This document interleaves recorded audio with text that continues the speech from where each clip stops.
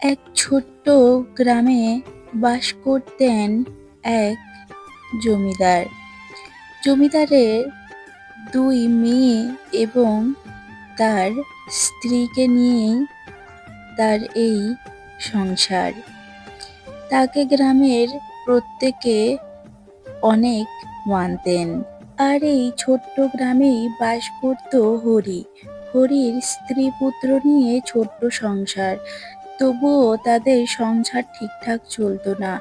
হরি কৃষিকাজ করলেও তাদের সংসার ঠিকঠাক না চলায় হরির বউ লক্ষ্মী সে জমিদার বাড়িতে 5 মাস খাটার জন্য প্রতিদিন তাদের বাড়ি যায়। হরি চাষের খেতে যাওয়ার পর লক্ষ্মী এসে তার ছেলেকে বলে, ওঠ বাবা ওঠ, জমিদার বাড়িতে যেতে হবে, অনেক বেলা হয়ে গেল, তাড়াতাড়ি চল। হ্যাঁ মা, এই তো চলো।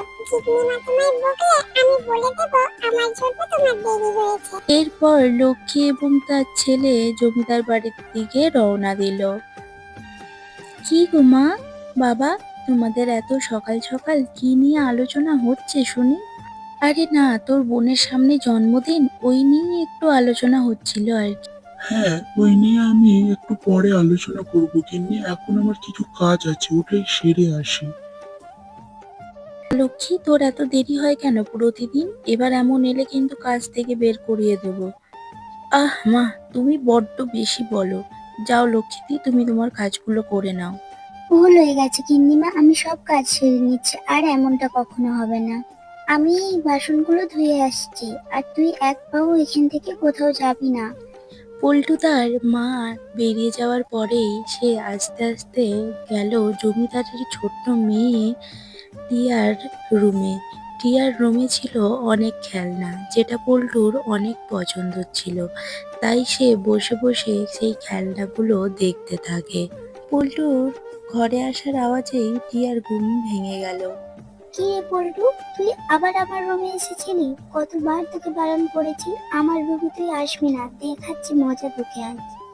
আরে পল্টু, তুই এত জোরে ছুটে এলি, কি হয়েছে কি তোর? বড় দিদি, আমি ছোট দিদি ভাইয়ের খেলনাতে হাত দেইনি, শুধু বসে বসে দেখছিলাম। তুমি আমাকে বাঁচাও, আমাকে দিদি অনেক বকবে। তুই এখানে দাঁড়া, আমি ব্যাপারটা দেখছি।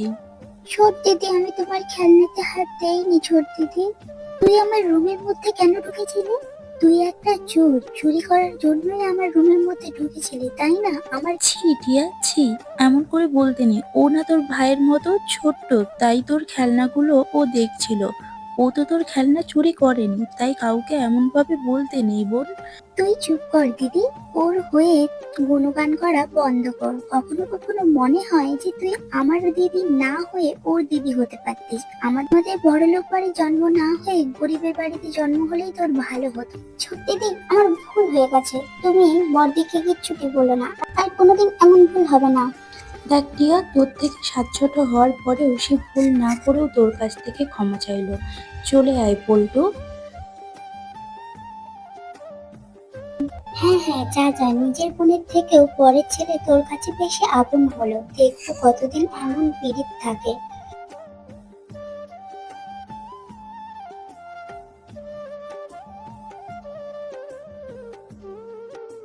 কি ব্যাপার টিয়ামা, আজ বড় সকাল সকাল ঘুম থেকে উঠে আমার রুমে এলে যে? কিছু বলবে? এসো এখানে বসো। হ্যাঁ বাবা, আসলে তোমার সাথে কিছু কথা আছে আমার, সেটাই বলতে এলাম।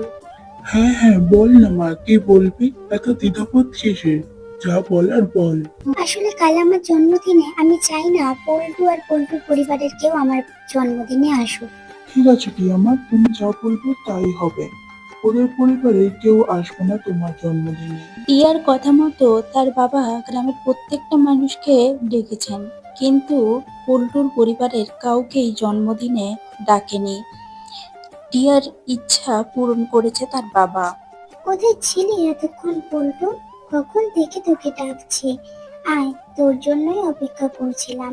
মামা, তুমি জানো ছোট্টি ভাইয়ের আজকে জন্মদিন, সবাই গেছে ছোট্টি ভাইয়ের জন্মদিনে।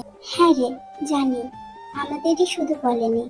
তুই এখানে বস, আমি তোর জন্য খাবার নিয়ে আসছি। আমিও আজ বাড়িতে অনেক কিছু রান্না করেছি তোর জন্য।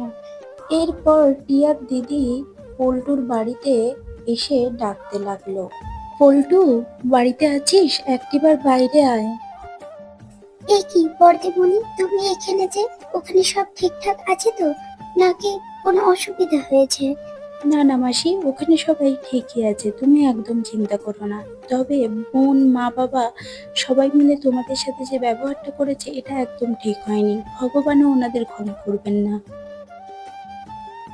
না না বড় দিদি ভাই, তুমি একদম কষ্ট পেও না। আমাকে ছোট দিদি ভাই জন্মদিন ডাকেনি, আর ডাকলেই বা আমরা কি উপহার দিতাম বলো? তার থেকে ডাকেনি, এটা ভালো করেছে।